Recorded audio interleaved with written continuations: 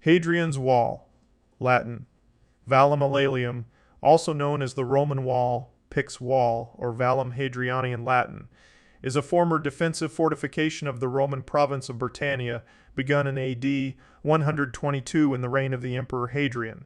Running from Wallsend on the River Tyne in the east to Bowness, on Solway in the west of what is now northern England.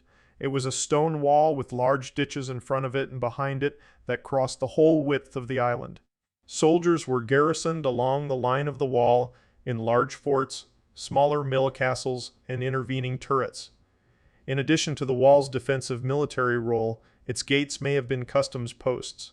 Hadrian's wall path generally runs very close to the wall. Almost all of the standing masonry of the wall was removed in early modern times and used for local roads and farmhouses. None of it stands to its original height, but modern work has exposed much of the footings and some segments display a few courses of modern masonry reconstruction. Many of the excavated forts on or near the wall are open to the public, and various nearby museums present its history. The largest Roman archaeological feature in Britain, it runs a total of 73 miles, 117.5 kilometers, in northern England. Regarded as a British cultural icon, Hadrian's Wall is one of Britain's major ancient tourist attractions. It was designated as a UNESCO World Heritage Site in 1987. The turf-built Antonine Wall in what is now central Scotland, which briefly superseded Hadrian's Wall before being abandoned, was declared a World Heritage Site in 2008. Hadrian's Wall marked the boundary between Roman Britannia and unconquered Clayton to the north. The wall lies entirely within England and has never formed the Anglo-Scottish border, though it is often loosely or colloquially described as being such. The length of the wall was 80 Roman miles, a unit of length equivalent to about 1620 yards or 1480 meters, or 73 modern miles, 117 kilometers. This covered the entire width of the island from Wallsend on the River Tyne in the east to Bowness on Solway in the west. Not long after construction began on the wall, its width was reduced from the originally planned 10 feet, 3.0 m, to about 8 feet, 2.4 m, or even less depending on the terrain. Some sections were constructed of turf and timber in the first instance, and these might take decades to be modified and replaced by stone. Bede, a monk and historian who died in 735, wrote that the wall stood 12 feet 3.7 meters high, with evidence suggesting it could have been a few feet higher. At its formation, throughout the length of the wall there was a watch tower every third of a mile, also providing shelter and living accommodation for the Roman troops in these turrets. Hadrian's Wall extended west from Segedunum at Wallsend on the River Tyne via Carlisle and Kirkcondrews on Eden to the shore of the Solway Firth, ending a short but unknown distance west of the village of Bowness. Alway. The route was slightly north of Stanigate, an important Roman road built several decades earlier to link two forts that guarded important river crossings. Corstopedum Corbridge on the River Tyne and Luguvalium Carlisle on the River Eden. The modern A69 and 6,318 roads follow the course of the wall from Newcastle upon Tyne to Carlisle, then along the northern coast of Cumbria, south shore of the Solway Firth. Part of the central section of the wall follows natural cliffs on an escarpment of the Windsill Rock Formation. Although the curtain wall ends near Bowness on Solway, this does not mark the end of the line of defensive structures. The system of mile castles and turrets is known to have continued along the Cumbria coast as far as Ricehow, south of Maryport. For classification purposes, the mile castles west of Bowness on Solway are referred to as mile fortlets. Hadrian's Wall was probably planned before Hadrian's visit to Britain in 122. According to restored sandstone fragments found in Jarrow, which date from 118 or 119, it was Hadrian's wish to keep intact the empire, which had been imposed on him via divine instruction. On Hadrian's accession to the imperial throne in 117, there was unrest and rebellion in Roman Britain and from the peoples of various conquered lands across the empire, including Egypt, Judea, Libya, and Mauritania. These troubles may have influenced his plan to construct the wall, as well as his construction of frontier boundaries now known as limes in other areas of the empire, such as the limes Germanicus in modern-day Germanicus in modern-day Germany. Scholars disagree over how much of a threat the inhabitants of northern Britain really presented to the Romans and whether there was any economic advantage in defending and garrisoning a fixed line of defenses like the Wall, rather than conquering and annexing what has become Northumberland and the Scottish lowlands and then defending the territory with a looser arrangement of forts.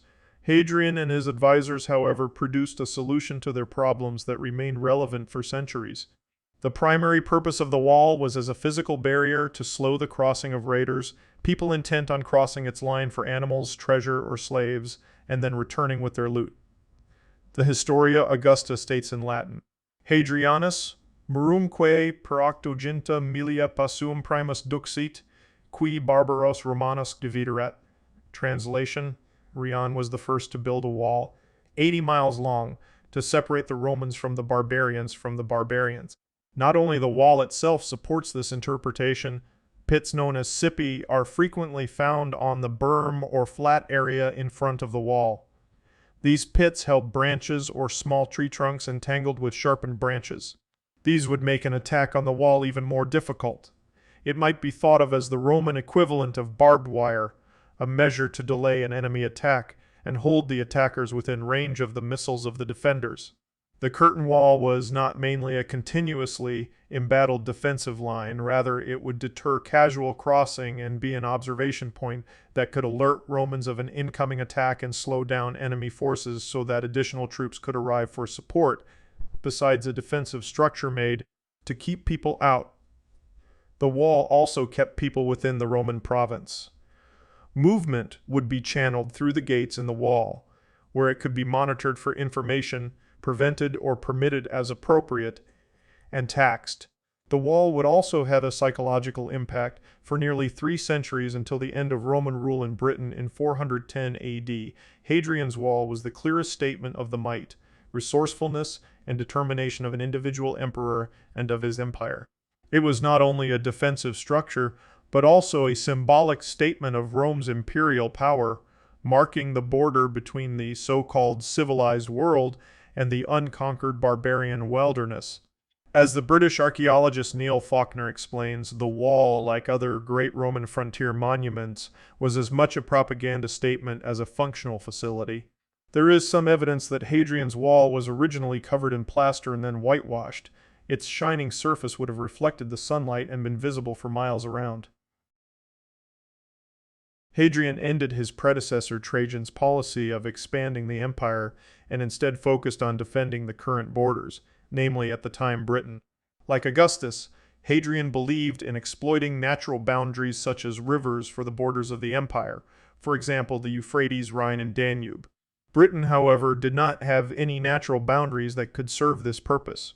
To divide the province controlled by the Romans from the Celtic tribes in the north, with construction starting in 122, the entire length of the wall was built with an alternating series of forts, each housing 600 men and manned mile castles, operated by between 12 and 20 men. It took 6 years to build most of Hadrian's wall, with the work coming from 3 Roman legions, the Legio II Augusta, Legio VI Victrix, and Legio VI Victrix, and Legio VI Victrix, and Laria Victrix, totaling 15,000 soldiers, plus some members of the Roman fleet. The building of the wall was not out of the area of expertise for the soldiers. Some would have trained to be surveyors, engineers, masons, and carpenters. R.A.G. Collingwood cited evidence for the existence of a broad section of the wall and conversely a narrow section.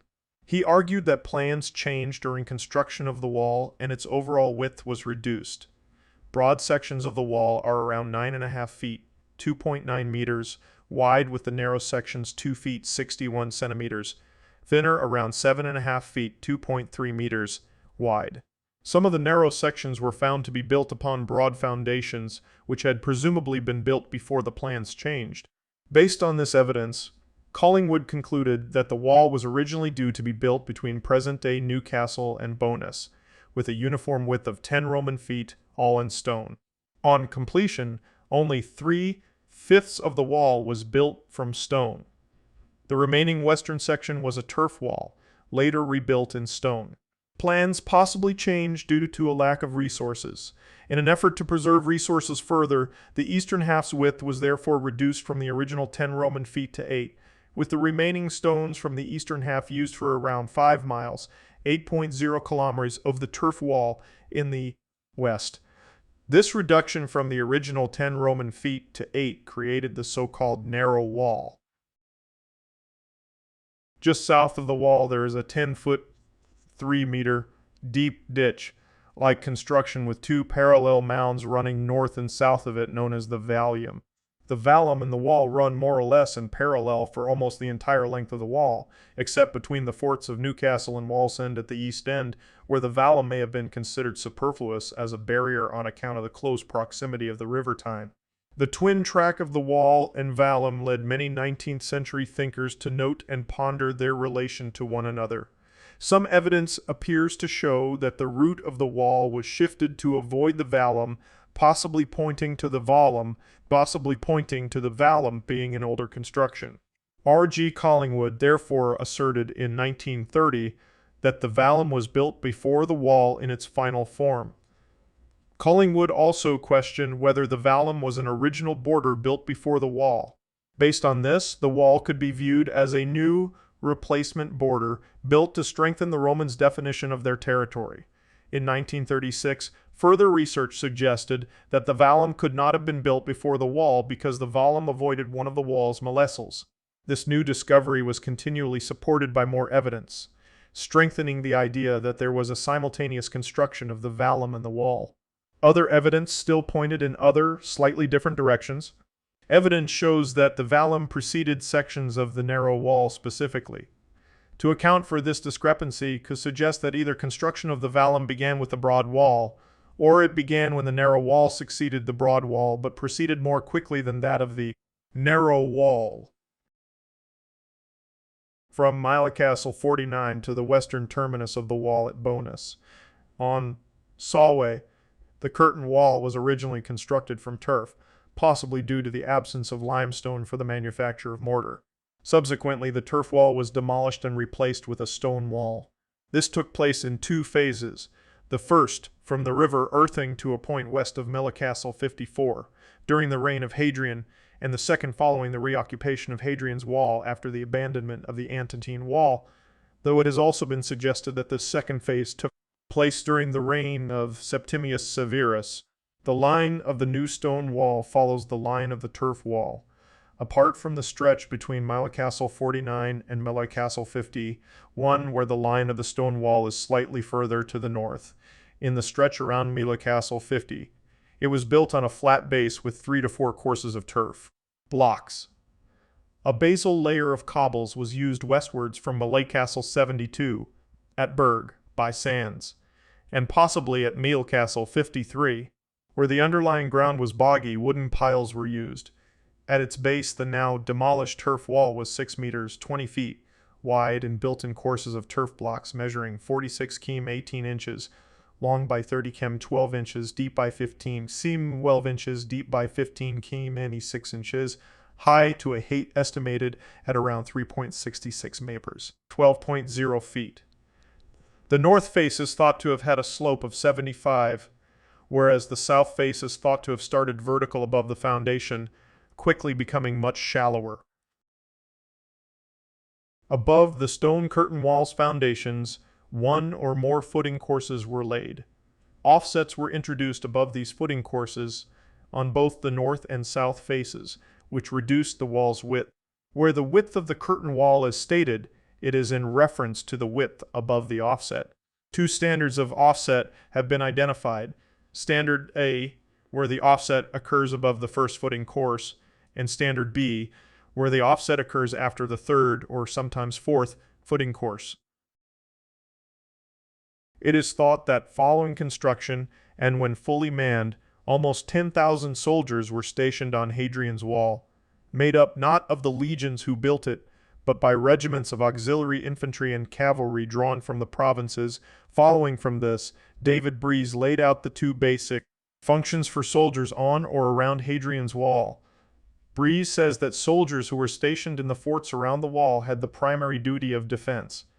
At the same time, the troops in the mille castles and turrets had the responsibility of frontier control. Evidence, as Breeze says, for soldiers stationed in forts is far more pronounced than the ones in the mille castles and turrets. Breeze discusses three theories about the soldiers on Hadrian's wall. 1. These soldiers who manned the mille castles and turrets on the wall came from the forts near it. 2. Regiments from auxiliaries were specifically chosen for this role. Or 3. A special force was formed to man these stations. Breeze comes to the conclusion that, through all the inscriptions gathered, there were soldiers from 3 or even 4 auxiliary units at mille castles on the wall. These units were cohors Ibadavorum, cohors Ivardalorum, an unnumbered Pannonian cohort, and a duplicarius from Upper Germany. Breeze adds that there appears to have been some legionaries as well at these mille castles. Breeze also continues saying that evidence is still open on whether soldiers who manned the mille castles were from nearby forts or were specifically chosen for this task, and further adds that the balance of evidence perhaps lies towards the latter. A surprise for Breeze is that soldiers from the 3 British legions outnumbered the auxiliaries, which goes against the assertion that legionaries would not be used on such detached duties. Further information on the garrisoning of the wall has been provided by the discovery of the Vindolanda tablets just to the south of Hadrian's wall, such as the record of an inspection on 18 May 92 or 97 when only 456 of the full quota of 756 Belga troops were present, the rest being sick or otherwise absent. By about 200 BC, long before the Romans arrived in Britannia, the zone on both sides of the wall, from Lothian to the north and the River Wear to the south, had become dominated by rectilinear enclosures. These were the nuclei of extensive farming settlements at a high level of the social hierarchy, a numerous and widespread nobility. The lower orders lived in groups of round houses that left much less archaeological trace. The wall probably cut across a coherent cultural area, and it was planned and built at a time of serious warfare in Britain, which required major Roman reinforcements from outside Britannia. A tablet from Vindolanda describes a centurio regionarius who exercised direct military rule from Carlisle some 30 years after Roman conquest of the region. Nevertheless, the settlement pattern in the area did not change immediately after the wall was built, and the groups who fought the Romans may have been from previously pacified tribes to the south or from far north of the wall.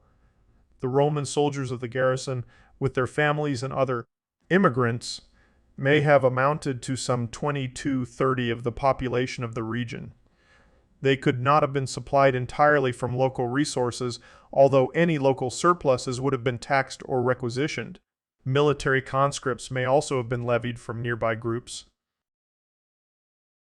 To the south, between the wall and the River Tees, Roman-style settlements appear in the early 2nd century, very shortly after the wall was built. This is earlier than Roman villas in Yorkshire further south. Mortaria stamped with the name ANA were produced at Faverdale, some 80 kilometers south of the wall, and most of those found have come from the fort of Coria. ANAS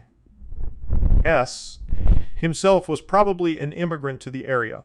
In 150, a discharge certificate was issued to one Velvotigernus, son of Maglotigernus, after 26 years' service in the Classis Germanica. It was found near, not in, the Roman fort of Longovicium. Presumably, Velvotigernus was from the upper echelons of British society. His father's name means great master. He chose to settle near Lanchester, some 27 km south of the wall. This suggests the rapid development of elements of Roman culture both by the local upper classes and by immigrants either attracted by commercial possibilities or officially encouraged to settle. Northwards, a very different picture emerges.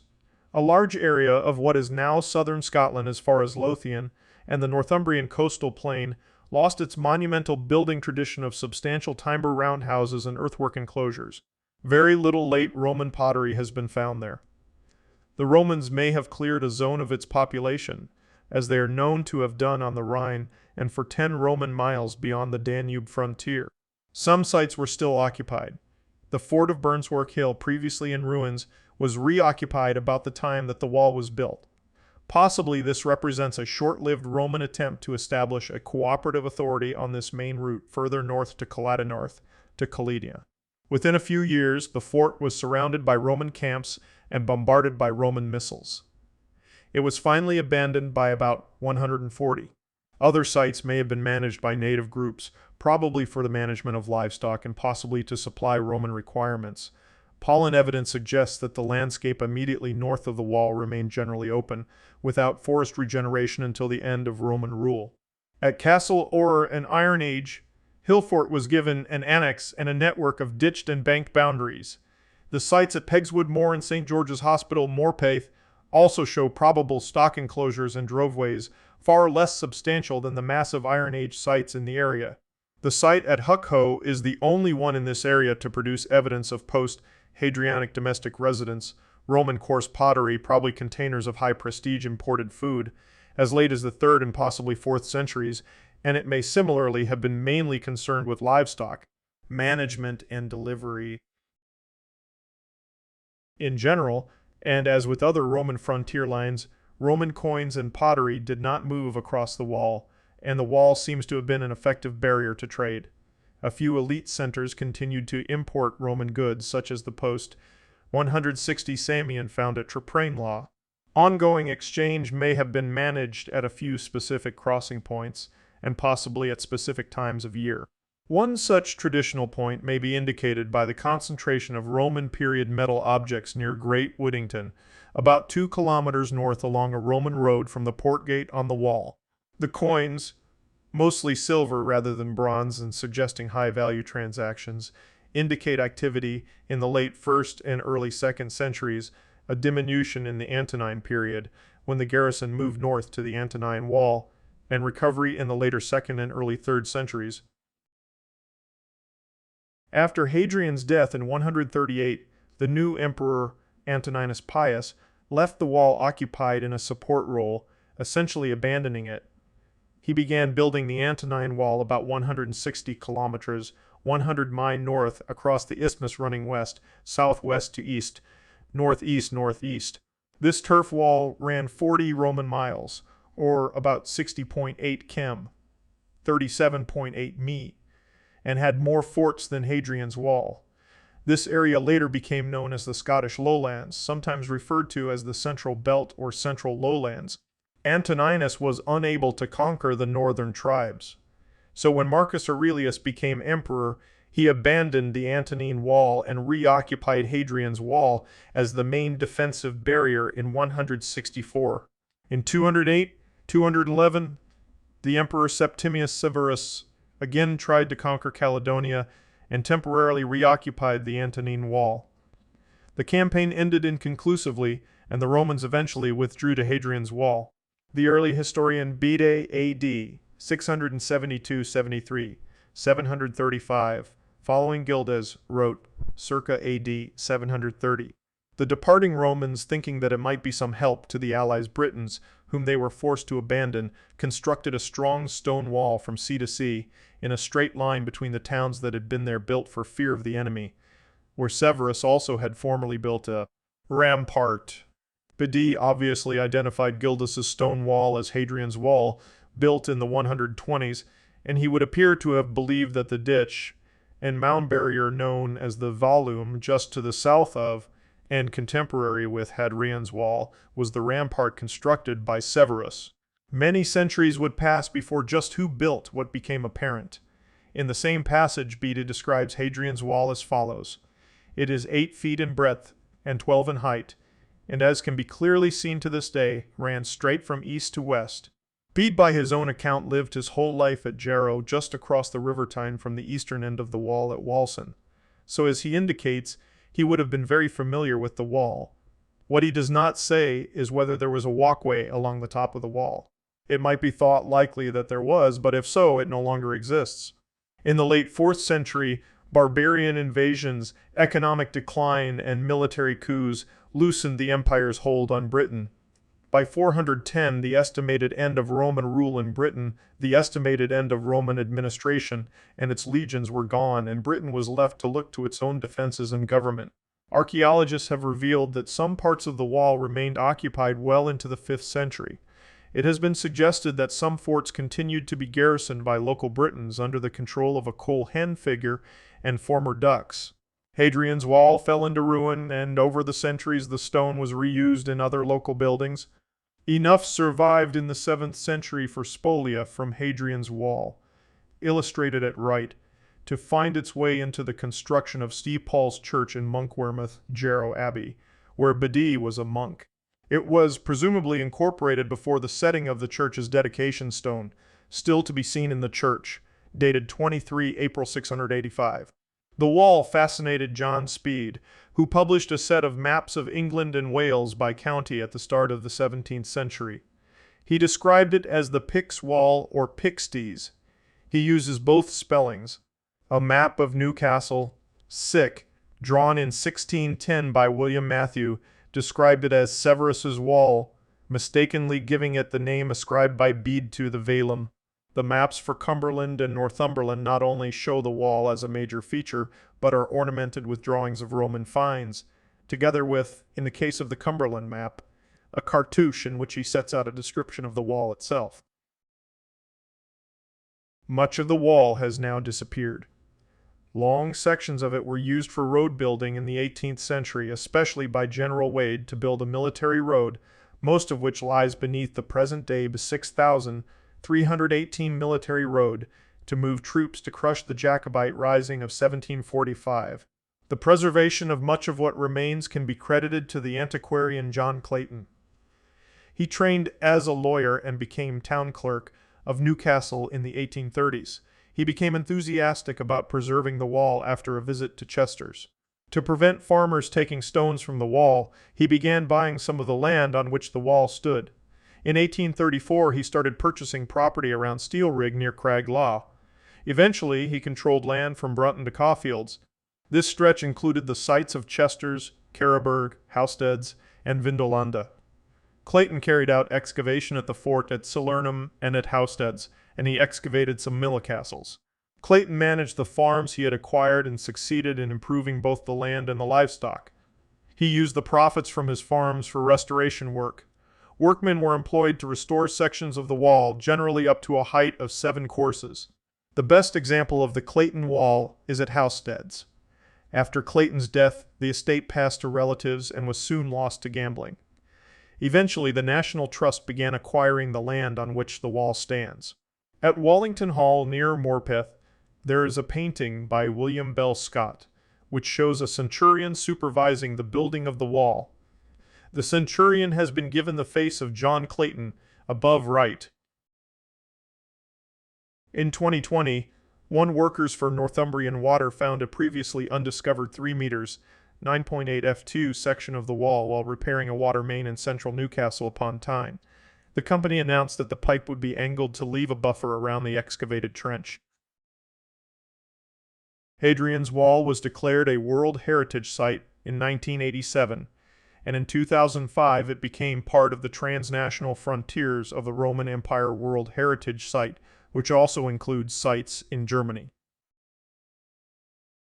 Although Hadrian's Wall was declared a World Heritage Site in 1987, it remains unguarded, enabling visitors to climb and stand on the wall, although this is not encouraged as it could damage the historic structure.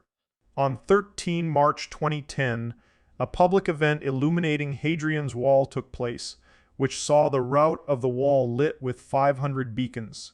On 31 August and 2 September 2012, there was a second illumination of the wall as a digital art installation called Connecting Light, which was part of the London 2012 festival.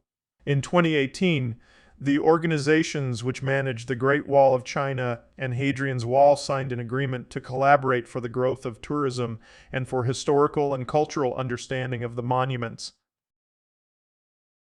In 2003, a national trail footpath was opened that follows the line of the wall from Walson to Bowness on Solway. Because of the fragile landscape, walkers are asked to follow the path only in summer. Hadrian's Wall was known in the Roman period as the Vallum Wall, and the discovery of the Staffordshire moorlands pan in Staffordshire in 2003 has thrown further light on its name. This copper alloy pan, Trulla, from the 2nd century is inscribed with a series of 4 names of Roman forts along the western sector of the wall. Mais bonus, Onway Coga.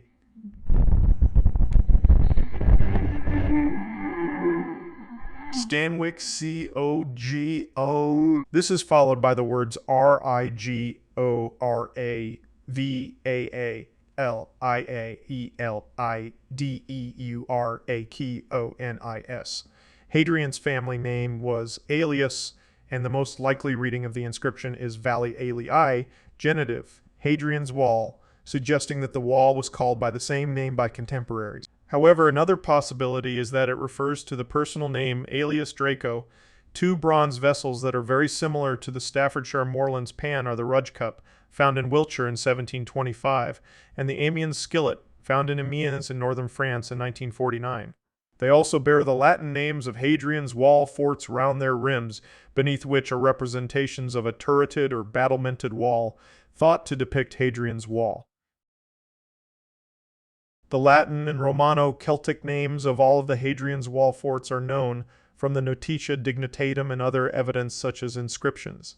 They are listed here from east to west in their Latin and modern English names: Segedunum, Wallsend; Pons Elias, Newcastle upon Tyne; Condercombe, Benwell Hill; Vindobala, Rudchester; Hunham, Halton Chesters; Salernum, Chesters; Kewalwick Chesters; Procolita, Caroburg; Verkovisham, Housteds; Isica, Great Chesters; Magnus, Carvoran; Bana, Burdoswald; Camboglana, Castlesteads; Oxeladunum, Stanwicks, also known as Petriana; Abalava, Berg, by Sands; Cargabata, Drumberg; Mays, Bonus; On, Solway. Turrets on the wall include Lee Hill Turret.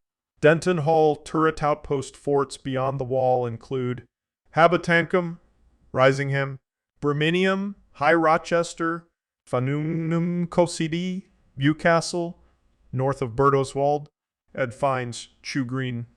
Supply forts behind the wall include Alana, Maryport; Arbia, South Shields; Corea, Corbridge; Epiacum, Whitley Castle near Alston; Vindolanda, Little Chesters or Chesterholm; Vindomora, Ebchester.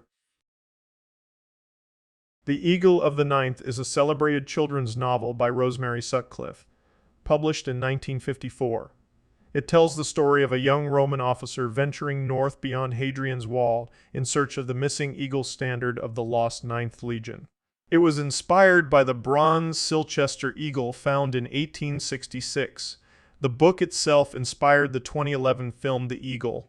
The Jim Shepard short story collection, Like You'd Understand Anyway, 2007, includes a story titled Hadrian's Wall, which is an imagined account of a clerk living and working during the wall's construction.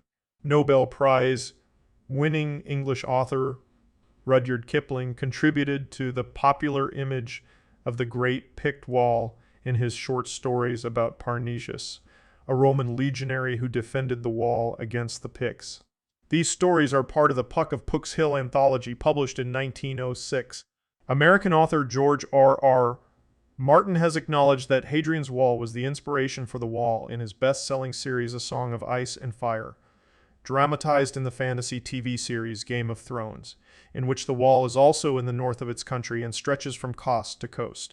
In M.J. Tro's fictional Britannia series, Hadrian's Wall is the central location, and Coel Hen and Pedarn Beesrud are portrayed as Limitanei frontier soldiers. Hadrian's Wall by Adrian Goldsworthy is a short history of the wall. The 1991 American romantic action-adventure film Robin Hood, Prince of Thieves uses Sycamore Gap as a location. The 2011 action drama film The Eagle tells the story of a young Roman officer setting out across Hadrian's Wall into the uncharted highlands of Caledonia to recover the lost Roman eagle standard of the Ninth Legion. The 2010 film Centurion tells a similar story.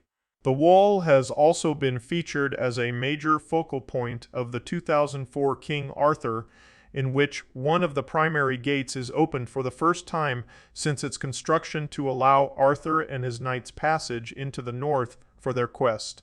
The climactic Battle of Badon between the Britons led by Arthur and his knights and the Saxons led by Cerdic and his son Cynric are set just inside the wall. The opening track from Maxim's first solo album, Hell's Kitchen, is named Hadrian's Wall. The 7th episode for the 8th season of the documentary television series Modern Marvels was about Hadrian's Wall. It was released on 1 March 2001. The English poet W.H. Auden wrote a script for a BBC radio documentary called Hadrian's Wall, which was broadcast on the BBC, his Northeastern regional program in 1937. Auden later published a poem from the script, Roman Wall Blues, in his book Another Time. The poem is a brief monologue spoken in the voice of a lonely Roman soldier stationed at the wall. Hadrian's Wall appears in Assassin's Creed Valhalla. The site can be visited by protagonist Ivar of the Raven clan during the 870s. A board game with the same name was released in 2021, in which you are tasked with the construction and defense of the wall. In 2022, the game was nominated for the American Tabletop Awards in the strategy game category,